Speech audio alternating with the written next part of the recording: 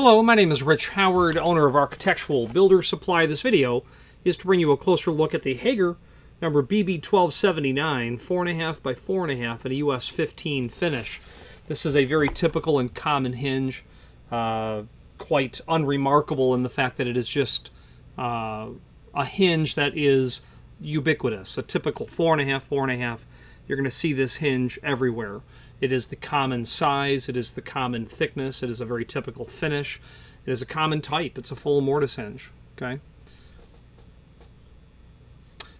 So this is a Hager BB1279. That part number is, is among the absolute most common part number used for this type of hinge.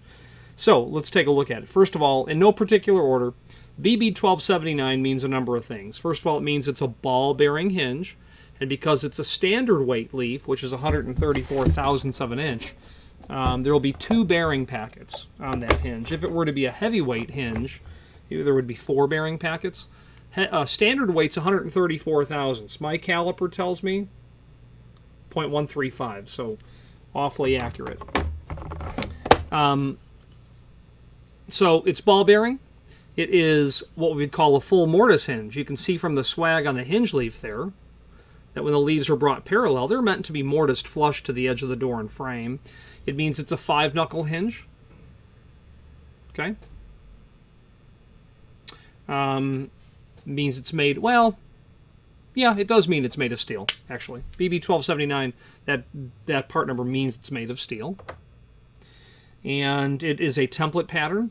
These holes are a standard that you can refer to the technical drawing that we call a template, but the exact dimensional locations we refer to as the template pattern.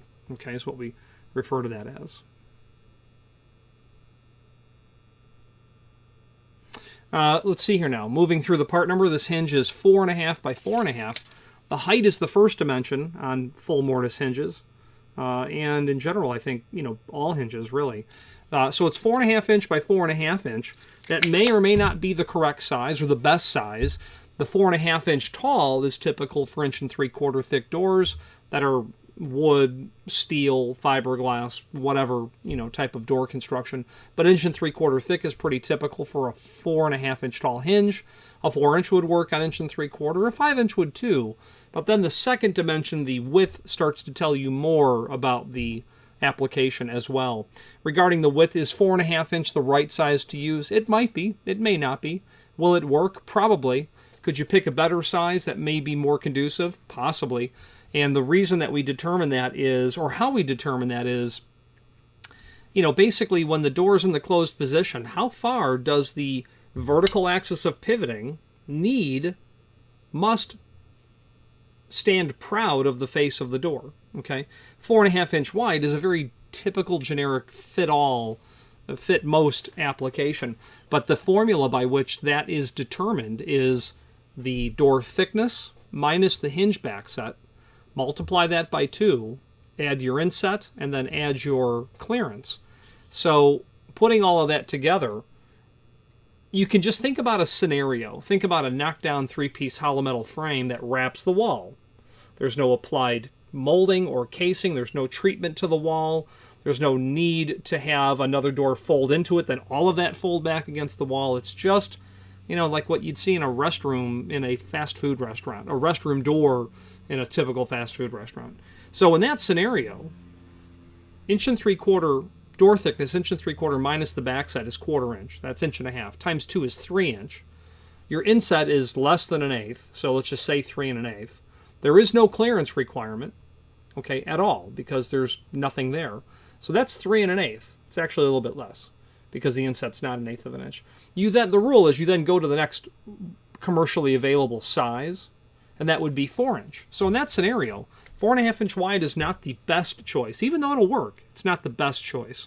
If you think of another scenario, like you have a 8 inch thick block wall, which is really 7 5/8, and you have an 8 3/4 frame that wraps all of that, same situation. It's still going to work because there's nothing applied. But let's take that 8 inch block, and now let's take a 5 3/4 frame and butt it up to the edge. Now you can start to say, okay, I need to think about this. How far is the door going to go? If you want to plan it to go to 180 degree, you will then need to calculate, what that clearance is going to be. Your door thickness is the same, your backside will be the same, your inside will be the same. But what's that clearance, which would be the face of the block to the face of the door, or actually to the frame, not to the door. So depending on where that frame is positioned, you might need a different hinge. 4.5, I think, will work in that scenario just fine. But expand on that. I've got a 10-inch wall. I've got a 4 9/16 jamb.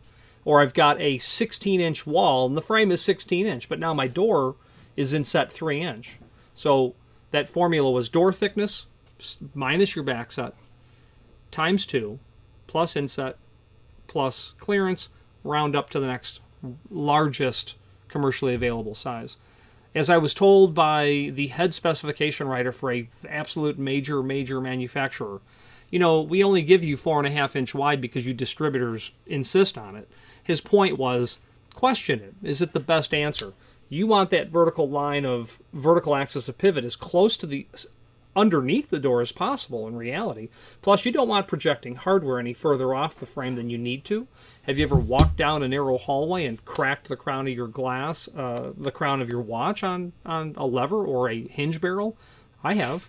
That's projecting hardware. That's never a good idea. Or the lip of a strike plate as well. Or caught your sleeve on a piece of hardware. It does happen. So let's move on and talk about the different finishes that this is available in as well. Now, when it comes to the different finishes that this is available in, that's going to be a substantial, quantity of available finishes from Hager. Suffice it to say, your brasses, your bronze, your chromes, your nickels, satin, polished, oil rubbed, that's all available. And let's take a closer look at the supporting documentation within or below this video, and we'll also talk quickly about all of the different available finishes as well, specifically if there's anything outside of what I've talked about. So let's switch to the screen view now. So here's the item that we're looking at. Fairly generic description. Full mortise steel hinge with a steel pin, 134 thousandths sleeve thickness, which makes it standard weight. Ball bearing, 5-knuckle, 2 ball bearings because it's standard weight. Button tip and plug. The tip on the hinge is called a button tip. It's the standard tip on hinges, on most hinges. It looks like the button on your coat. Decorative tips are definitely available, such as acorn, ball, steeple, and urn. If you did a decorative tip, by all measure, the ball tip is the most common of decorative tips. Hole count 8, that's because of the template that we'll look at in a moment. And the screws I'll show you at the end of the video. Used on medium weight doors requiring medium frequency service. 3-foot doors. You get wider than 3 foot, start to think about a taller hinge. In no particular order, product catalog. This is going to show you the BB1279 and its sister products. And here it is down on page 5 of the 5th page of this document. Shows you all of the different sizes that are available, 3.5, 3.5, all the way to 6x6. If you need to go bigger than that, you'll be dealing with a different gauge of hinge, possibly a different manufacturer as well. Nope, they're heavyweight. The 1168 will go to 8x6 and 8x8. That's pretty common. Also refers to the non-ferrous based material, the BB1191. It's the same hinge, except that it's either brass with a stainless pin or stainless steel with a stainless steel pin. Okay, wide throw variants. If you needed to do, we talked earlier about the width of the hinge. If you needed to go wider than tall for reasons that per our template, here's a list of those available sizes. These are all very typical and common available sizes. So very handy to look at the balance of the information regarding hinges. That's a 5-knuckle hinge. Here's a 3-knuckle hinge that they have, the AB850, or the AB750. Ignore the WT. AB750. They also have 2-knuckle hinges, which is the AB930. Spring hinges as well would be available. Now, the next document that we can take a look at would be the technical drawing. This drawing does not actually apply to this whatsoever, because this is for an unequal leaf hinge. This would be where you had a 4.5-inch leaf on one side and a 4-inch leaf on the other.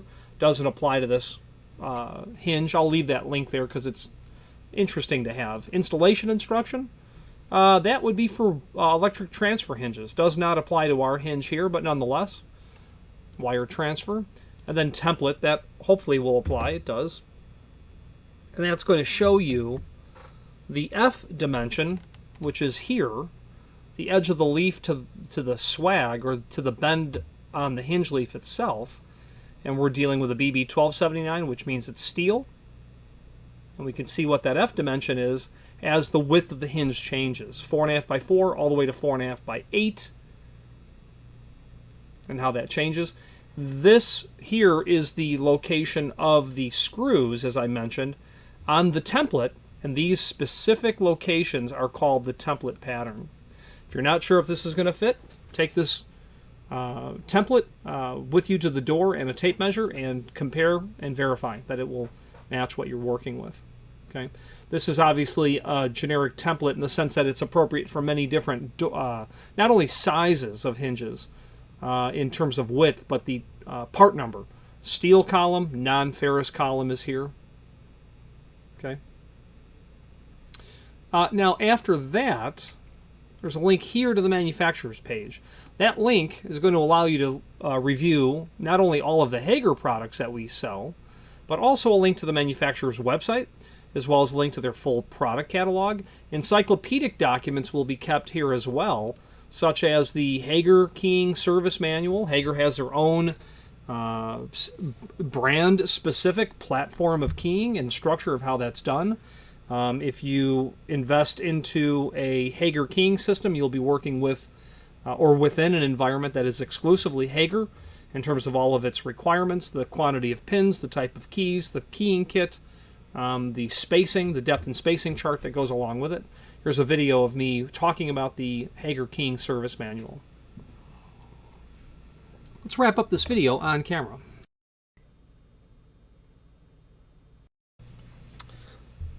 In conclusion, nice quality looking hinge. Their logo says USA underneath the Hager logo. I don't believe that's to infer that all of their products that bear that logo are made in the United States. However, this hinge clearly states on the box, made in United States. I believe this is manufactured, well, it's either in St. Louis or in Alabama. It might only be a distribution point in Alabama, and I know right now Hager is building a substantially larger state-of-the-art distribution center. They're going to get that done hopefully this year, and the invitation has been extended to me to come and view that, and I very much look forward to viewing that. Nice quality fit and finish. Looks like a clean finish on this satin nickel. I did not tell you about the other finishes specifically. I'm going to do that.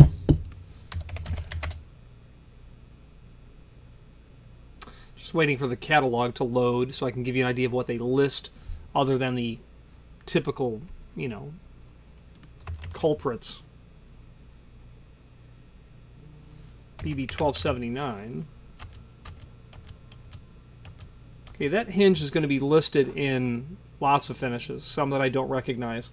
LS is a Lumachine. I think that's like a painted aluminum type color. They have an H2H finish here that I am not familiar with. Mechanical galvanized, steel only. No, let's see. Yeah, so it's some sort of a galvanized over steel. Why you might want that would be, I suppose, maybe you're going to paint it and you want a galvanized base underneath that. You'd have to check the prime coat that you would use on a galvanized surface. Or maybe you're going to leave it raw. Maybe sometime, you'll build some iron structure and the client literally specifies that they want it to naturally age, meaning rust. Prime coat, polished brass, satin bronze. US10A, I think that's a antique bronze with a lacquer is what they call that.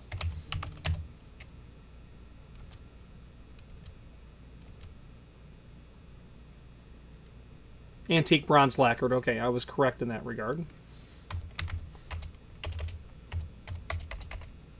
Getting back to the rest of the finishes that they offer the Hinge in.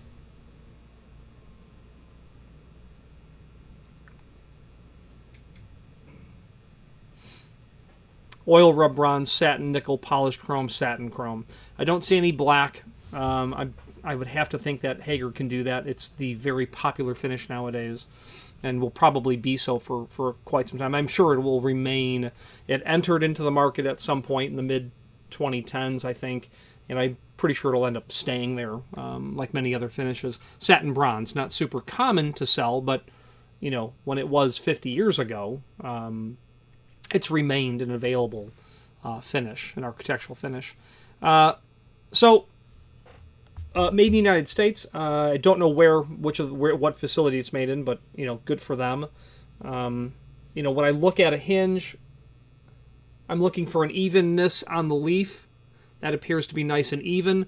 There's no milling or sanding run out at the edge of the leaf that I can detect. A finish in the crotch of the hinge barrel, here, here, here, here, and here. I'm always looking to see how well they did that. That's quite complimentary.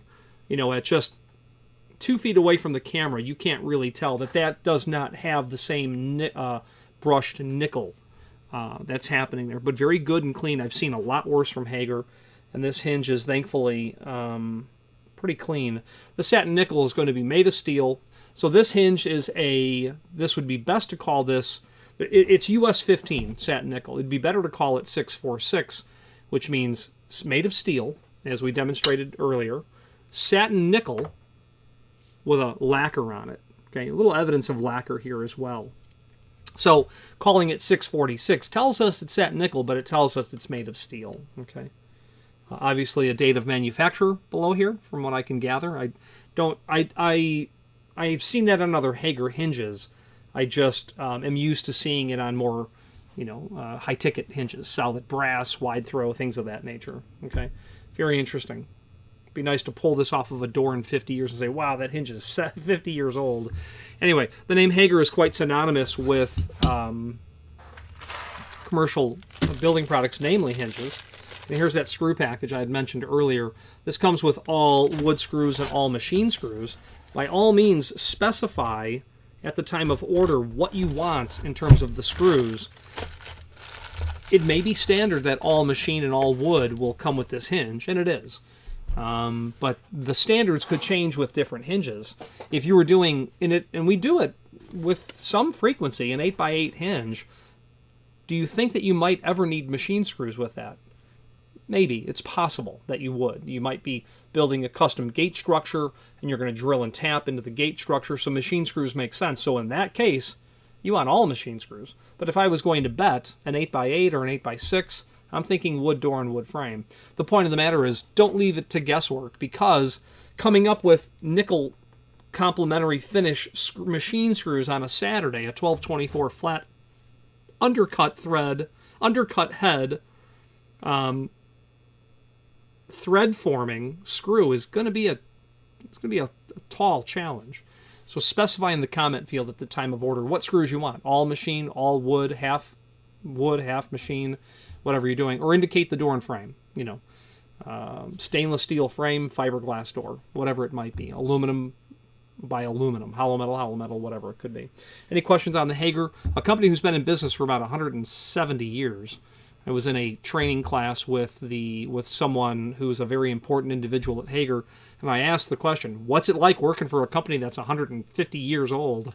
He says it's pretty cool, and I imagine that it is. Any questions on the BB1279, 4.5, 4.5, and a US15, or any other Hager product, please feel free to reach out to us. And thank you.